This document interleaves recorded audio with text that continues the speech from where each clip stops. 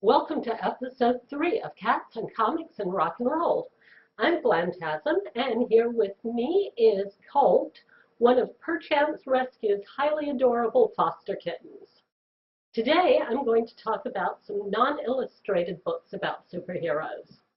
There's a fine tradition of prose novels featuring superheroes, and more than a few in recent memory, including Robert Roday's satire of the dark age of comics and the British invasion of the early 90s, What They Did to Princess Paragon, or Austin Grossman's Soon I Will Be Invincible, which was like an early Dr. Horrible sing-along blog.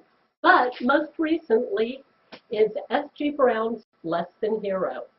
Less Than Hero is a chronicle of the adventures of a group of friends who met as volunteer beta testers for pharmaceutical drugs and discovered that the cocktail of compounds in their system after years of testing has given them questionable and rather comedic superpowers.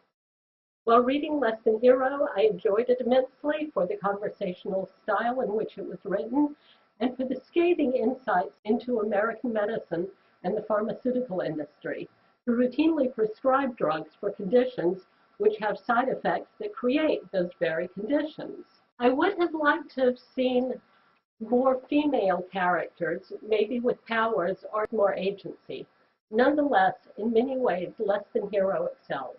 There is warmth, humor, and genuine tragedy, a study of what kind of responsibility even laughable power comes with. I want to mention two other excellent books about superpowers that feature female protagonists, and yet, within the genre, couldn't be more different from one another. The first is Velveteen versus the Junior Super Patriots, West Coast Division by Seanan McGuire. It has a kind of America's Got Powers feel and follows the misadventures of Velma, a former teenage superhero, as she tries to escape the clutches of corporate marketing and be free. Seanan McGuire's writing is as wry and insightful as ever and gives sympathy and strong identity to her reluctant heroine. The Girl Who Would Be King, written by Kelly Thompson, who also writes the Jim and the Holograms comic, is a very different approach.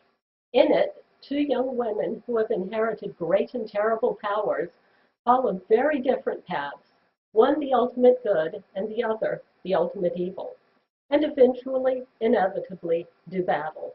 But what makes this book so riveting are the detailed explorations into each woman's psyche as they become themselves and face the ultimate question of what is choice and what is destiny. There are also epic and exciting battle sequences, heroic rescues, and heartbreaking personal tragedy, again with the tragedy. It pulls no punches and is well worth reading. So I'm a little behind here, but I just read Cotton Walsh's Secret Avengers, trade paperback, Volume 1. Let's Have a Problem. Really enjoyed it. It features Black Widow, Jessica Drew, Hawkeye, Phil Coulson, Nick Fury as a secret ops team led by Maria Hill. Oh yeah, and Modek has somehow been co-opted by Hill to work for S.H.I.E.L.D. Science. There are exciting adventures, Whedon-esque-worthy dialogue, a wacky towel fight in a spa, but what works best in Secret Avengers are the friendships.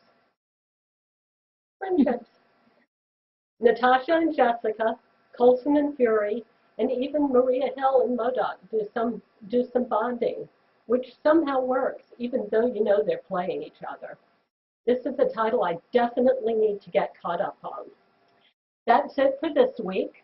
Many exciting new releases for June 3rd, including the new Midnighter series, Archie 666, the final issue of the Millennium miniseries, and James Robinson and Greg Hinkle's long-awaited and highly irreverent Airboy comic. We'll see you next week. We'll talk more comics and have more kitties. Say goodbye, Colt. Goodbye, Colt.